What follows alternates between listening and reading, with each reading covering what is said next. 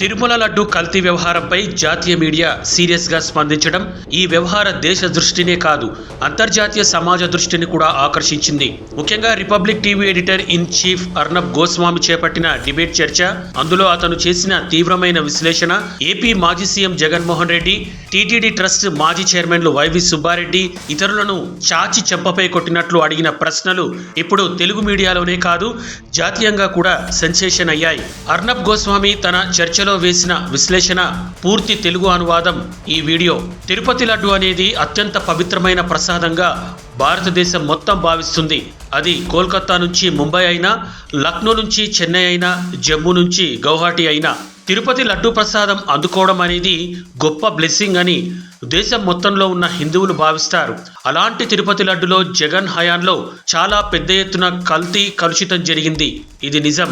తిరుపతి లడ్డులో రకరకాలైన కెమికల్స్ అంటే ascetic acid ఎస్టర్లు, కృత్రిమ లాస్టిక్ యాసిడ్లు, మోనోగ్లిసరైడ్స్, బీటా కెరోటిన్, లబస అనే బాత్రూమ్ క్లీనర్ వంటివి కూడా వాడి 2019-24 మధ్యలో పూర్తి స్థాయిలో కల్తీ చేశారు.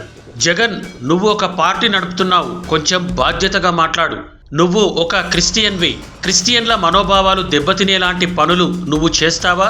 హిందువుల మనోభావాలతో నువ్వు ఆటలాడుకుంటున్నావు కదా, ఇదే నువ్వు క్రిస్టియన్కి చేయగలవా? నువ్వు అసలు ఏం చేస్తున్నావు? ప్రసాదం అనేది కేవలం పవిత్రం మాత్రమే కాదు, అది వందల కోట్ల రూపాయల ఆదాయాన్ని కూడా తెచ్చిపెడుతుంది. ఈ తిరుపతి లడ్డు, ఈ ప్రసాదం ఒక రాజకీయ యుద్ధంగా మారింది. కరెక్ట్. ఎందుకంటే గుడిలో అత్యంత పవిత్రమైన నైవేద్యం కల్తీ మరియు కలుషితమైతే అది హిందువుల సెంటిమెంట్ ఉల్లంఘన. జగన్, మీరు ఒకటి గుర్తుపెట్టుకోండి, నిద్ర లేచినప్పుడు, నిద్ర పోయేటప్పుడు కూడా ఈ దేశంలో 100 కోట్ల మంది హిందువులు ఉన్నారు. సో మీరు హిందువుల సెంటిమెంట్తో ఆడుకోకూడదని మీకు తెలిసే ఉంటుంది, కానీ మీరు అదే చేశారు. అంతేకాకుండా ఇప్పుడు జగన్ వచ్చి జంతువుల కొవ్వు లేదు కదా, కొంత కల్తీ జరిగితే ఏమైంది అని చెప్పడం అంటే, ఇలాంటి వైఖరితో నువ్వు హిందువుల మనోభావాలతో ఆడుకుంటున్నావు. ప్రపంచంలో ఎవ్వరు కూడా నిన్ను ఆ పని చేయడానికి అనుమతించరు. సుప్రీంకోర్టు ఆర్డర్ ఇచ్చిన, సుప్రీంకోర్టు చేత నడిపింపబడ్డ ఎంక్వైరీ ద్వారా వచ్చిన రిపోర్టులో చాలా పెద్ద ఎత్తున, ఇంకా చెప్పాలంటే భారీ కలుషితం జరిగిందని స్పష్టంగా తెలుస్తోంది. పైన చెప్పినవే కాకుండా సింథటిక్ నెయ్యి, పామాయిల్, కెర్నాయిల్, పామోలిన్ ఆయిల్, లాస్టిక్ యాసిడ్ కూడా కలిశాయట. ఈ విషయాలన్నీ వెలుగులోకి ఎలా వచ్చాయి? 2024లో చంద్రబాబు నాయుడు గారు మళ్ళీ ముఖ్యమంత్రి అయ్యాక ఆయన ఈ కలుషితం వ్యవహారాన్ని, ఈ కల్తీ అన్యాయాన్ని బయటకి తీశారు. తిరుపతి లడ్డుల్లో బాత్రూంలు కడిగే కెమికల్స్ కూడా వేసి కలుషితం చేశారు అని కూడా బయటకు వచ్చింది. ఆయన వీటన్నిటినీ పట్టించుకొని బయటపెట్టి చాలా మంచి పని చేశారు. ఇప్పుడు సిబిఐ ఇన్వెస్టిగేషన్లో ఏం తేలిందంటే, తిరుపతి లడ్డూలు 2019 నుంచి 2024 దాకా ప్రసాదంగా పంచబడ్డ లడ్డూలు భయంకరమైన కల్తీకి, కలుషితాలకి లోనయ్యాయని. మీరు నమ్ముతారా? తిరుపతి ప్రసాదంలో నెయ్యికి బదులు సింథటిక్ కెమికల్ వాడారంటే ల్యాబొరేటరీ రిజల్ట్లో తెలిసింది ఏంటంటే ఆ నెయ్యి కూడా ఉత్త సింథటిక్ నెయ్యి కాదు, రకరకాలైన కెమికల్స్ కూడా కలిశాయి అందులో. వీటన్నిటినీ బట్టి చూస్తే ఈ తిరుపతి లడ్డు కలుషితం వెనక ఒక పెద్ద కుట్ర దాగుందని తెలుస్తోంది. ఎందుకు?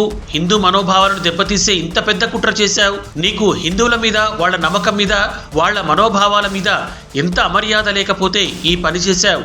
హిందువులేగా, ఇట్స్ ఓకే అనుకున్నావా? దీని వెనుక నీ ప్రేరణ ఏంటి? అసలు ఎవరు? నేను నిన్ను సూటిగా అడుగుతున్నాను. ఇదే విధంగా క్రిస్టియన్ల మనోభావాలు ఇంత దారుణంగా నువ్వు దెబ్బతీయగలవా? నువ్వు క్రిస్టియన్వి కదా. ఈ ప్రశ్నలన్నీ జగన్ రెడ్డిని అడగాలి.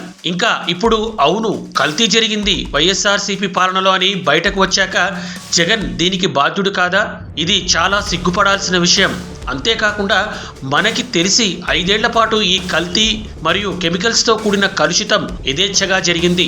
గత 300 ఏళ్ల పాటు తిరుపతి లడ్డు అత్యంత ప్యూర్ నెయ్యితో తయారు చేశారు. జగన్ రెడ్డి విను, నీ పాలనలోని 5 ఏళ్లలో ఈ 300 ఏళ్ల సంప్రదాయంలో నువ్వు ఆటలాడుకున్నావు.